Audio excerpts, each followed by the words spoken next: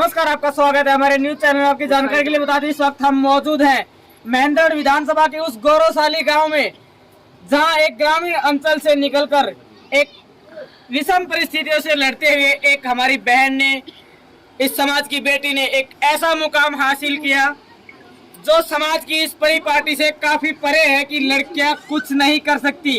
जिन लोगों की ये थिंकिंग है लड़कियां कुछ नहीं कर सकती, उनके सामने मिसाल पेश की है हमारी बहन। अभी हाल ही में UPSC topper qualified Divya Tanwar ने। तो आइए, आज एक बार फिर से हम मौजूद हैं निम्बी गांव में, और यहाँ के ग्रामीण हैं, उनके द्वारा पहले भी हमारी बहन को सम्मानित करने का कार्यक्रम था, वो रखा गया था। और आज एक बार फिर से इस गांव के जो लोग हैं, उन्होंने इस गांव के एक पवित्र स्थल पर फिर से दोबारा एक कार्यक्रम, इनका सम्मान समारोह यहाँ पर आयोजित किया गया है।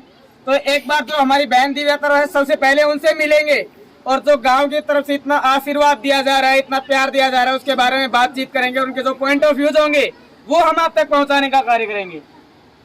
बहन जी नमस्कार। नमस्कार जी, सबसे पहले तो आपको बहुत बहुत बधाई हो कि आपने एक ग्रामीण अंचल से निकलकर उन लोगों के मुंह पर करार तमाचा जड़ने का कार्य किया है जो ये कहते हैं कि बेटियां कुछ नहीं कर सकती। आपने इस कहावत को बिल्कुल झूठा सिद्ध करके दिखाया है।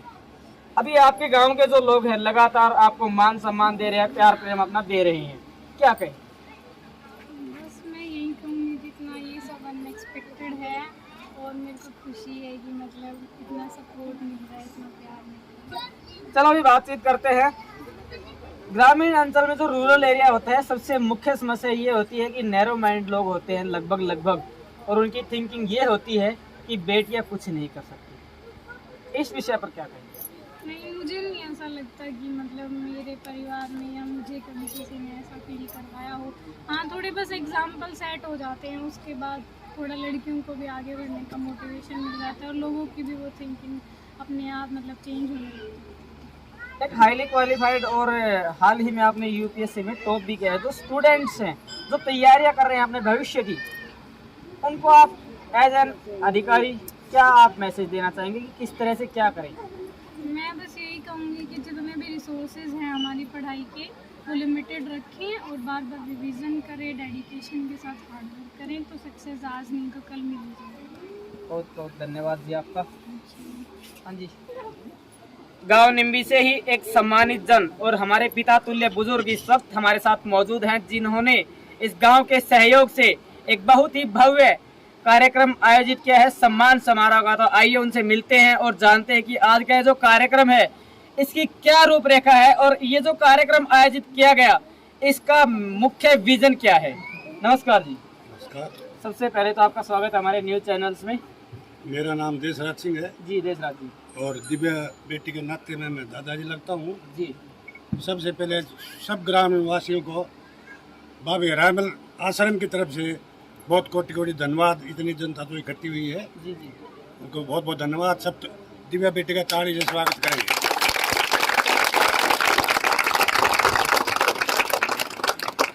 वैसे तो बहुत सम्मान दिया जा चुका है बेटी को, जी। लेकिन एक छोटी सी संस्था बाबा रामल का जो स्थान है, इनके जो सेवादार थे, उन्होंने तय किया कि भी हमारी बिटिया को भी यहाँ सम्मानित किया जाए।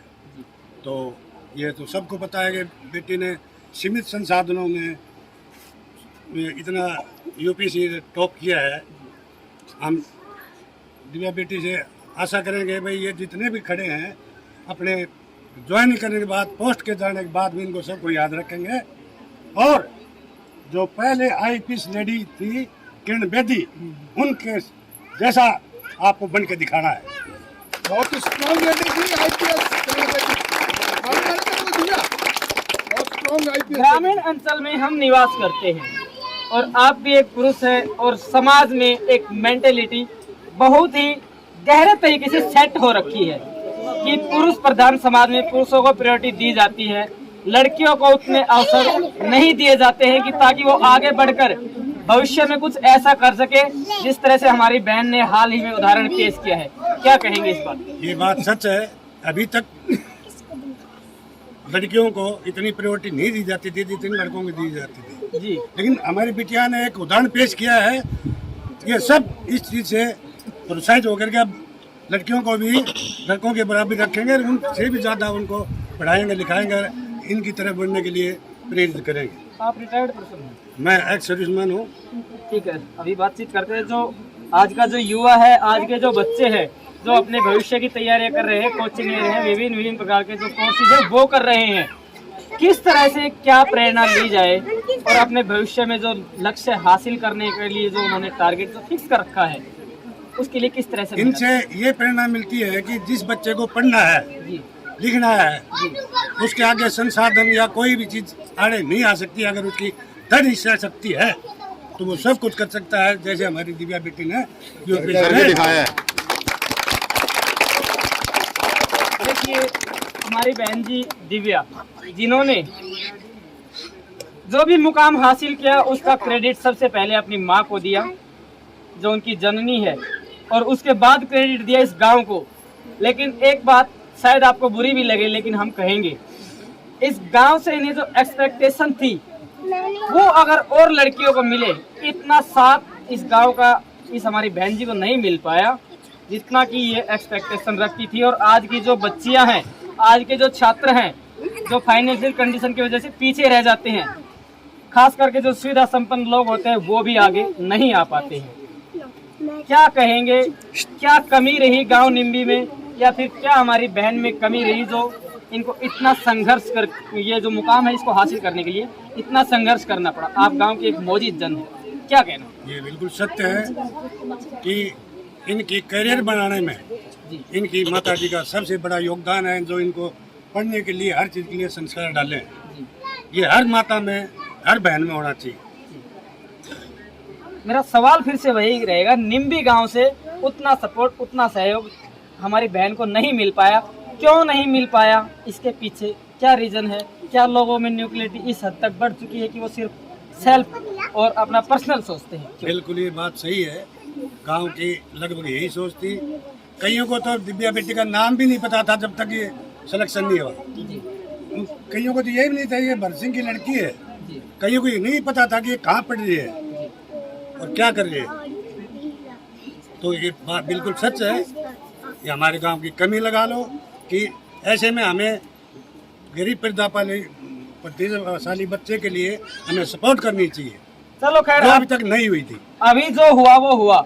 इस तरह से पता नहीं कितनी दिव्या इस गांव से और निकलेंगी, बशर्ते कि इस गांव का साथ, समर्थन और पूर्ण सहयोग इस तरह की जो हमारी बहनें हैं, प्रतिभावान छात्राएं हैं, उनको मिले। निम्बी गांव से हम आने वाले भविष्य में क्या एक्सपेक्टेशन रख सकते हैं कि निम्बी गांव आने वाले समय में जो छात्र आगे जाना चाहते हैं उनके लिए क्या करेगा? हम दिव्या बेटी को और भी जो समक्ष बेटियां हैं उनको आश्वासन देते हैं कि भी आपके ट्रेनिंग के दौरान या कोई फाइनेंशियल प्रॉब्लम में कोई होगी तो हम सारे गांव को मिलकर इनकी मदद करेंगे और इनको आगे तक सपोर्ट करेंगे। जिस तरह से निम्बी गांव के लोगों के द्वारा आश्वासन दिया गया है और ये माना भी गया है कहीं ना कहीं गांव की कमी नहीं है, और इसी कमी के चलते आपको बता दें, बहुत सी प्रतिभाएं ऐसी होती हैं जो अपनी प्रतिभा को निखार नहीं पाती, उस मुकाम तक नहीं पहुंच पाती है जहां तक उन्हें पहुंचना होता है। तो जितने छात्र या जितने ऑडियंस व्यूअर्स इस वीडियो को देख रहे हैं, ये पूरा गांव साक्षी है। और इसी के साथ साथ सबसे बड़ा उदाहरण है कि ग्रामीण अंचल और गरीब तबके से निकलकर एक हरियाणा की बेटी ने ऐसा कर दिखाया जो अपने आप में एक बहुत बड़ा उदाहरण पेश करता है, मिसाल पेश करता है। ऐसे लोगों के लिए जो मेंटलिटी सेट हो रखी है उनके लिए भी एक उदाहरण है कि बेटियां कुछ नहीं कर पाती। उनके लिए एक बार फिर से बता दूं, बेटियां बहुत कुछ कर पाती है, बशर्ते कि आपका साथ, सहयोग और आशीर्वाद उनको मिले। जय हिंद।